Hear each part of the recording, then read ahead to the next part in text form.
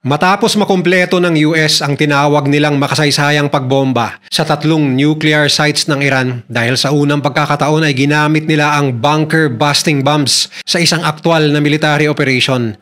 Marahil ay naitatanong mo sa iyong sarili kung paano isinagawa ng US ang kanilang pinakamalaking B-2 stealth bombing operation sa kasaysayan. Paano nila ito pinagplanuhan? Gaano karaming eroplano at military assets ang ginamit bilang suporta sa mga B-2 bomber na naghatid ng bomba?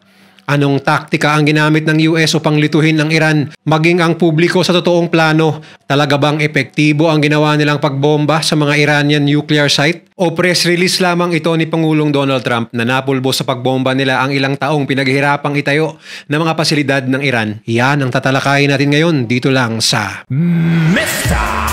Goodbye.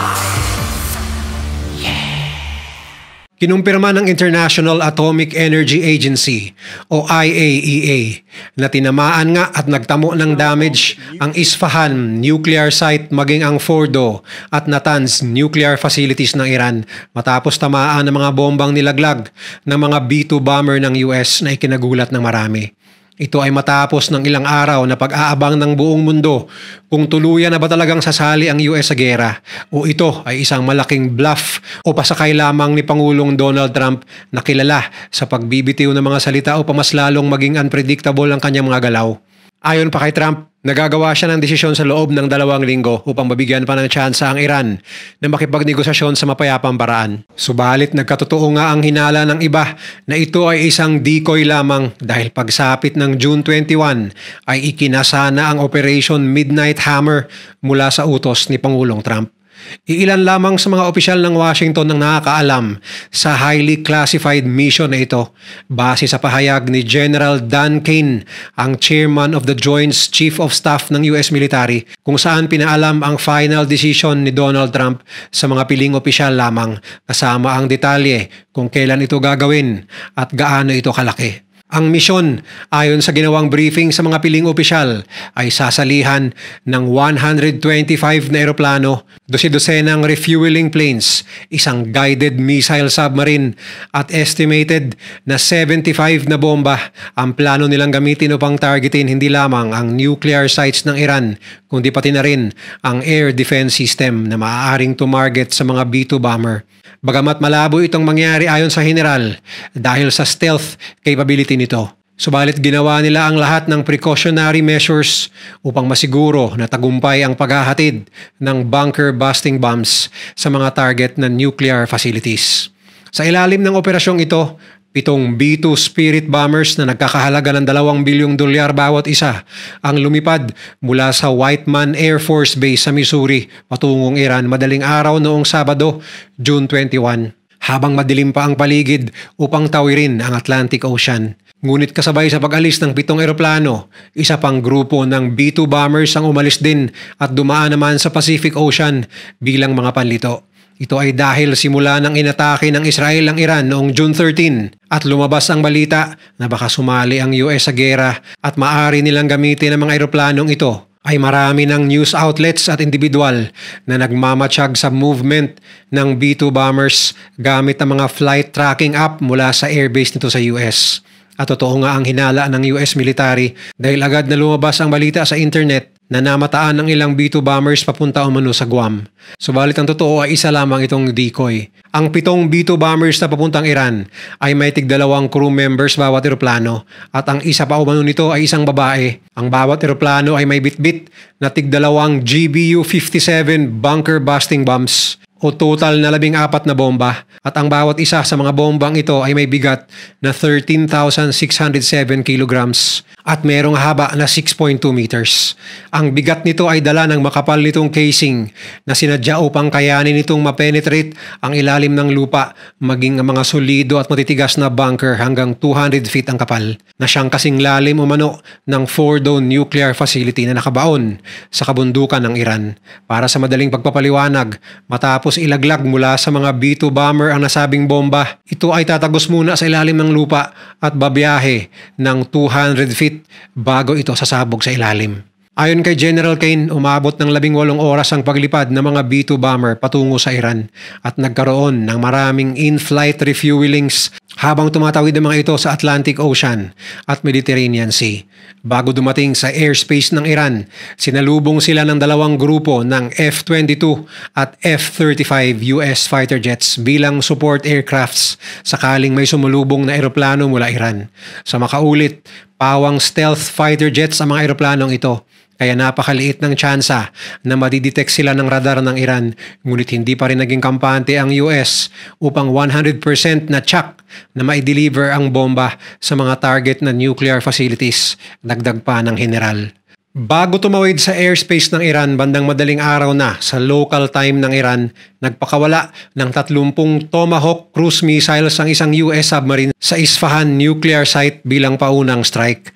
Habang papalapit na ang mga B-2 bombers sa kanilang target, biglang umabante sa paglipad ang dalawang grupo ng fighter jets na escort at nilimas ang airspace mula sa mga posibleng banta at binomba ang lahat ng air defense system ng Iran na nasa range nila sabay ang pag-alis nito sa Iranian airspace. Bandang 2:10 ng madaling araw, linggo na sa Iran. Bumagsak na ang dalawang GBU-57 bombs mula sa isang B-2 bomber sa pasilidad ng Fordo. Sa sumunod na 25 minutes, kabuuang 14 na bunker-busting bombs ang inihulog sa Fordo at Natanz. Pagkatapos ay agad namang umalis mula sa Iranian airspace sa mga B-2 bomber at walang ni isang missile o eroplano mula sa Iran na sumalubong sa mga eroplano. Ayon pa kay General Kane, patunay lamang ng pagiging epektibo ng stealth capabilities ng kanilang mga eroplano. At matapos ang 18 oras muli na paglipad at ilang refueling session sa ere pabalik ng US, ay muling lumapag ang 7 B-2 bomber sa Whiteman Air Force Base sa Missouri, USA. Ang paunang pagsusuri ay nagpapakita ng matinding pinsala at pagkawasak sa 3 target sites, dagdag pa ng general. Makikita pa sa satellite image sa Fordo nuclear site kapag zoom in ang ilang butas na dala ng bunker-busting bombs na tumama rito at sumabog sa ilalim ng lupa. Ganon din ang mga butas na kitang-kita sa Natanz at Isfahan nuclear sites. Subalit ang totoong pinsala nito ay mahirap pang malaman sa ngayon at aabot pa ng linggo bago tuluyang ma-assess kung tagumpay ba ang ginawang operasyon ng US. Ngunit ayon sa report ng CNN na bagamat tinamaan ay hindi talaga tuluyang nasira ng US bomb strikes ang 3 nuclear facilities ng Isfahan, Natanz at Fordo. Base ito sa isang insider source ng CNN na nakakita sa assessment report ng US Defense Intelligence Agency. Dagdag pa ng naturang source na taliwas umano ang assessment report sa pahayag ni Pangulong Donald Trump na completely at totally obliterated ang nuclear program ng Iran. Nananatili pa ring intact ang mga centrifuge na naglalaman ng enriched uranium. Isa pang intel report ang nagsasabi na inalis na ng Iran ang mga centrifuge na ito bago pa man umatake ang US. Inamin naman ng pamunuan ng White House na totoong merong report, ngunit pinasinungalingan nila ang report na ito. Sa katunayan ay sinabi pa ni White House Press Secretary Caroline Leavitt na ang pag-leak ng naturang dokumento sa CNN ay isa lamang tangka na siraan si Donald Trump ng isang empleyadong kulang sa pansin. Bukod dito ay galit na sinabi ni Trump sa isang interview na hindi reliable ang CNN at binastos umano nito ang kakayahan at effort ng mga pilotong nagpalipad ng mga B-2 bomber at naglaglag ng bomba. Iba naman ang report na binigay ng IAEA o International Atomic Energy Agency sa speech ng kanilang Director General na si Rafael Mariano Grossi sa UN na ayon sa kanya ay nagtamo ng substantial damage ang 3 nuclear sites base sa mga impormasyon na kanilang nakalap. Ngunit upang malaman ang totoong damage ay kailangan nilang magpadala ng tao na makakapasok sa loob upang masagot ang lahat ng tanong kung ito ba'y tuluyang nasira o hindi. Bagamat imposible itong gawin ngayon dahil may balak na rin ang Iran na kumalas sa naturang ahensya na inatasan ng UN na mag-monitor sa nuclear activities ng Iran, kaya aabutin pa ng linggo o buwan bago magkaroon ng 100% na kasagutan sa sitwasyon ng mga pasilidad. Ayon naman kay Defense Secretary Pete Hegseth, ang misyon ay isang kamanghamanghang tagumpay. Pinuri niya ang tapang at husay ng operasyong pinlano ni Pangulong Donald Trump na aniyay nagpapakita ng lakas ng US military. Walang ibang militar sa mundo ang kayang gawin ang nagawa namin ngayong gabi, ayon pa kay Trump sa isang pambansang talumpati. Sinamahan siya ni Pete Hegseth, Secretary of State Marco Rubio at Vice Presidente J.D. Vance habang inanunsyo ang tagumpay ng misyon.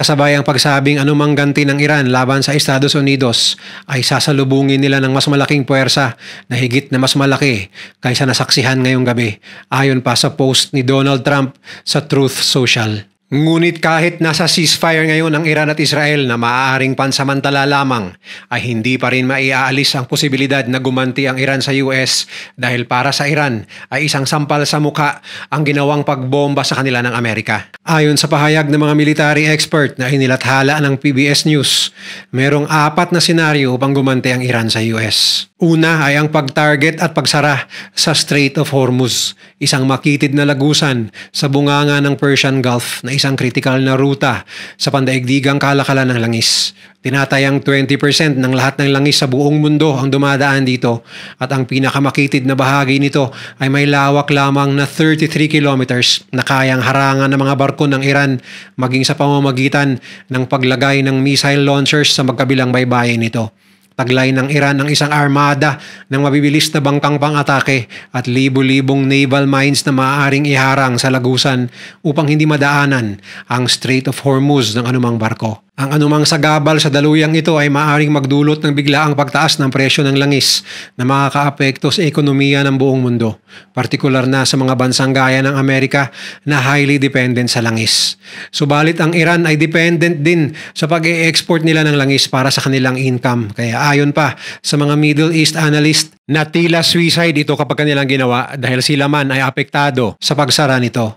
Bukod pa ay magagawa lamang ito ng Iran kung hindi papalag ang Navy ng US maging ng UK, France, Israel at ibang European countries na apektado sa pagharang dito. Kaya ang opsyong ito ay isang malaking sugal para sa Iran. Dahil dito ay nakaalerto na ang US Navy 5th Fleet na nakabase sa Bahrain upang umaksyon laban sa Iran sa oras na kanila itong gawin. Bukod dito ay nakaalerto din ang naturang fleet para sa posibleng pag-atake ng Iran gamit ang ballistic missiles. Matatandaang nasa karagatan na rin ng gitnang silangan ang dalawang strike groups ng US Navy na USS Nimitz at USS Carl Vinson na handa ring sumabak sa labanan kung kinakailangan. Ang bawat isang strike group ay madalas na binubuo ng isang nuclear-powered aircraft carrier at may dosi-dosenang fighter jets, attack helicopters at reconnaissance planes. Kasama rin sa isang strike group ang isang attack submarine, isang guided missile cruiser ship para sa depensa, 2 hanggang 5 destroyer ships na kayang tumarget ng submarino sa ilalim ng tubig at mga barko sa ibabaw. Ngunit ayon sa mga eksperto na kahit isang maikling gera lamang na mangyayari sa Strait of Hormuz at ilang araw na pagkaantala sa daloy ng mga sasakyang pandagat ay maaaring magdulot ng pagkaantala rin sa trapiko ng kalakalan at mag-udyok ng takot sa mga mamumuhunan at lalong magpapalobo ng presyo ng langis sa pandaigdigang merkado. Pangalawa ay ang pag-atake sa mga base militar ng US, mga embahada at mamamayan nito. May libu-libong tropa ang US na nakakalat sa mga permanenteng base sa Kuwait, Bahrain, Qatar at United Arab Emirates at tinatayang aabot sa 40,000 US personnel ang nakatalaga sa mga baseng ito na nasa firing distance ng mga missile ng Iran. Sa katunayan ay bandang alas 9 ng gabi ng June 23 ay inatake ng Iran ng US Airbase sa Qatar at Iraq bilang patunay na hindi nagbibiro ang Iran sa kanilang banta na rumesbak laban sa Estados Unidos. Buti na lang at nasalag lahat ang mga pinalipad na missiles ng Iran at walang damage o nasaktan sa mga tauhan ng US at UK na nakaistasyon doon maging ang mga mamamayan ng Qatar. Bagamat may advanced air defense system ang mga baseng ito, maaaring hindi ito sapat kapag sabay-sabay na pinakawalan ng Iran ang daang-daang missiles at drones. Sa katunayan ay noong 2020, matapos paslangin ng US ang kilalang Iranian general na si Qasem Soleimani sa isang drone strike sa Baghdad, Iraq, ay gumanti ang Iran at nagpakawala ng 12 missiles na tumama sa Al-Assad Air Base ng US sa Iraq. Bagamat maagang nakapagtago ang mga sundalo roon sa isang bunker kaya walang nasawi, marami naman sa kanila ang nagkaroon ng brain injuries dahil sa lakas ng missiles na tumama sa base. Ayon sa satellite images na mula sa Maxar Technologies, makikitang inalis na ng US ang kanilang mga eroplano sa mga pangunahing airbase nila sa Middle East at pinaniniwalaang nilipat ito sa Europa sa mga base militar nila sa Spain, Scotland at England. Mataas rin ang panganib na atakihin ng Iran at mga militia group na sumusuporta rito ang mga embahada ng US na nakakalat sa buong Middle East, maging ang mga US citizen na naninirahan sa gitnang silangan. Kaya naglabas na ng high alert warning ang US sa kanilang mga embahada at pinag-iingat na rin nila ang mga US citizen sa rehiyon. Pangatlo ay ang pagpapakilos ng Iran sa mga kaalyadong grupo sa rehiyon. Ayon sa Israel, kilala ang Iran na siyang pangunahing taga-suporta ng armas at pondo sa mga proxy group tulad ng Hamas, Hezbollah at Houthis. Bagamat lubos nang humina ang mga grupong ito dahil sa pag-atake ng Israel sa kanila at pagpaslang sa mga leader nito, may kakayahan pa rin silang umatake anumang oras. Maging ang mga maliliit na militia groups ay may kakayahang gumawa ng pambobomba laban sa mga asset at mamamayan ng US sa gitnang silangan. Ngunit kasaysayan na mismo ang makakapagsabi na kaya ng Iran na umatake hindi lamang sa gitnang silangan kundi sa mga American citizens sa ibang bansa tulad ng bombing sa Latin America at Africa na tumarget sa mga Amerikano na gawa ng mga Iranian-backed group. Ayon pa sa ulat na lumapit na umano ang pamunuan ng Iran sa Hezbollah upang gumante sa ginawa ng US. Ngunit base sa pahayag ng spokesman ng Hezbollah sa Newsweek na wala umano silang balak na rumesbak sa Israel at sa US, lalo na kay Pangulong Donald Trump. Ang Iran ay isang bansang kayang ipagtanggol ang kanilang sarili laban sa US at Israel, ayon pa sa naturang Hezbollah spokesman. At higit sa lahat, dahil sa pag-atake ng US, ay maaaring lalong maudyok ang Iran na madaliin ang kanilang nuclear program. Ayon sa mga eksperto na maaaring ilang araw o linggo pa ang aabutin bago makita ang kabuuang epekto ng ginawa nilang paglaglag ng bunker-busting bomb sa Iranian nuclear facilities. Gayunpaman, ayon pa sa kanila, ang pag-atake ay maaaring makapagpabagal ngunit hindi tuluyang makapipigil sa kakayahan ng Iran na makabuo ng nuclear weapons. Ang programa ng Iran ay nakakalat sa iba't ibang lokasyon, kabilang na ang mga underground facility. Dahil dito, ayon sa ulat, ay maaaring putulin na ng Iran ang pakikipagtulungan nito sa International Atomic Energy Agency o IAEA at talikuran ang Nuclear Non-Proliferation Treaty. Maaari itong magpatuloy sa pagbuo ng sadatahang nuklear na walang sagabal at walang otoridad na magche-check sa kanila kung sakali. Subalit ayon sa Israel na hindi rin naman nagsasabi ng totoo ang Iran, kaya baliwala rin kung aalis sila sa Nuclear Non-Proliferation Treaty. Dagdag pa ng Israel, bagamat sinasabi ng Iran na pangkapayapaan ang layunin ng programa nito, ang Iran lamang ang tanging bansang hindi nagtataglay ng nuclear weapons ngunit nagpapayaman ng uranium hanggang 60%, isang hakbang lamang ang layo mula sa weapons grade na 90%. Tila ba ito ay kabaliktaran sa 3 to 5% lamang na kailangan na uranium kung totoong pang-enerhiya lamang ang layunin ng kanilang uranium enrichment program.